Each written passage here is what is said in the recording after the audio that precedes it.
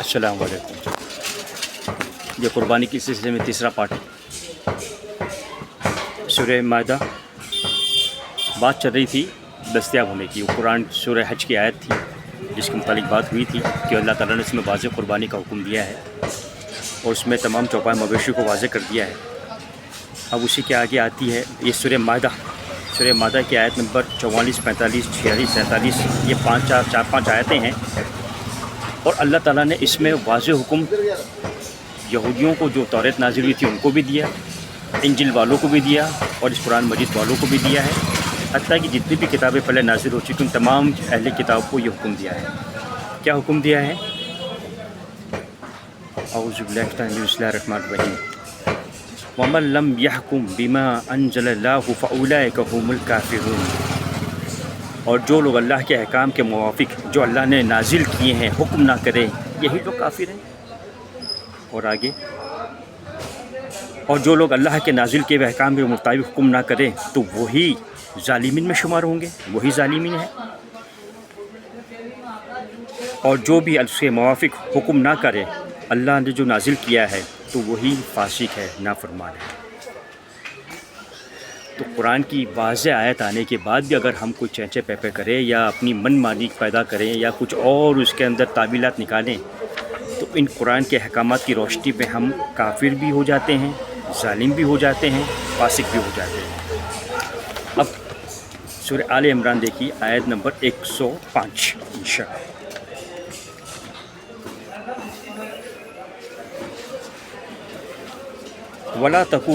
वला तकूनू कल्लज़ीना तफ़र्रक़ू वख्तलफ़ू मिन बअदी मा जाअहुमुल बय्यिनात फ़उलाइका लहुम अज़ाबुन अज़ीम। और तुम उनकी तरह मत हो जाना जिन्होंने फ़िरक़ा बंदी कर ली और अपने पास खुले अहकाम आने के बाद भी बाहम इख्तलाफ किया, और उन्हीं के लिए बहुत बड़ा अज़ाब होगा। ये कुरान का वाज़ेह फ़ैसला है। तो मुहतरम साहिबान, कुरान की रोशनी में हम गौर करें और उस सूरह हज की आयत को देखें जो चौपाई मवेशी दस्तयाब हो। अब आते हैं दस्तयाब होने पे। दस्तयाब वो जो सहूलत से हमें मिल जाए और हम उसको कुर्बानी के लिए इस्तेमाल करें। हम रह रहे हैं भारत में गाय और बैल, ये जो गौवंश कहलाते हैं, मुसलमानों के लिए सही मानों में कुर्बानी ही क्या आम तौर पे भी इस्तेमाल करने के लिए दस्तयाब नहीं है। रात दिन हम देखते हैं कैसे कैसे मामला होते रहते हैं, और अगर कोई लेग भी जाता है तो उसको टारगेट बनाया जाता है, मॉब ब्लीचिंग की जाती है। इस तरीके से ये मुसलमानों के लिए सही मानों में अमन के साथ दस्तयाब नहीं है।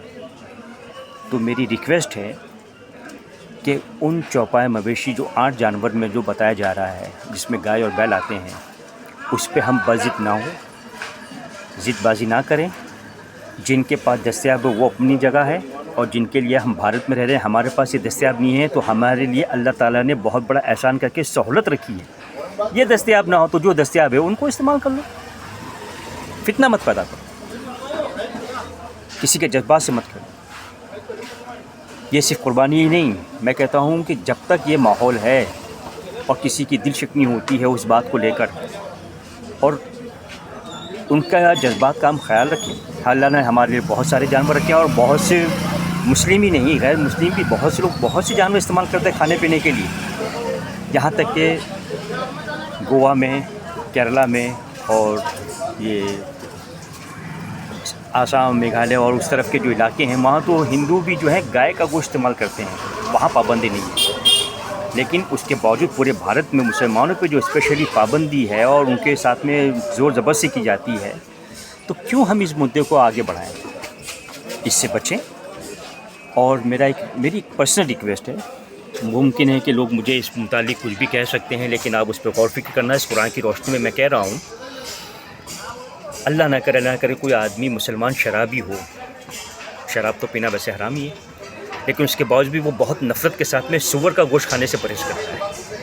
मालूम है क्यों? क्योंकि सूअर के गोश्त से नफ़रत है, क्योंकि हराम है। कुरान में हराम जैसे शराब है वैसे सूअर का गोश्त भी है, लेकिन एक शराबी हराम पीने के बावजूद भी सूअर के गोश्त से नफ़रत करता है। तो मेरे भाई, जब उस कंडीशन में भी वो सूअर के गोश्त से परहेज़ करता है تو بھارت کے حالات کو مد نظر رکھتے ہوئے اس طریقے کی دنگے فساد فتنے فساد ہونے سے جو معاملات بگڑتے ہیں اس سے بچتے ہوئے میری یہ پرسنل ریکویسٹ ہے، مسلمان لالچ میں نہ آئیں، تھوڑی سی قربانی دیں اور گو ونش کو نہ ہی ہم خریدیں، نہ ہی بیچیں، نہ ہی اپنی گاڑیوں میں لوڈ اور ان لوڈ کریں، نہ ہی ایک جگہ سے دوسرے لے گئے، اور نہ ہی اس کو عام دنوں میں تو کیا قربانی کے وقت بھی اس کو استعمال نہ کریں۔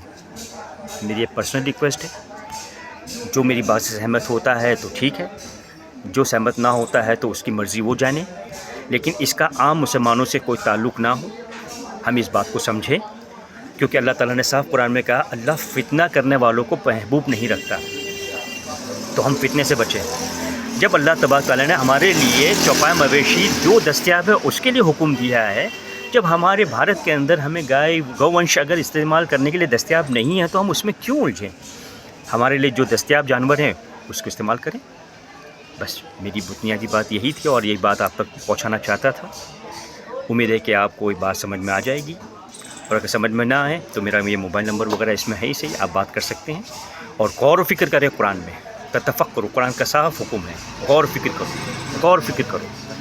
ہر کسی کی بات کو سنتے ہی مشتعل مت ہو جاؤ، اس نے کیا کہا ہے، کیا نہیں کہا ہے، کیوں کہا ہے، کیسے کہا ہے، اس پہ غور و فکر کرو، اپنی رائے مت بنا لو۔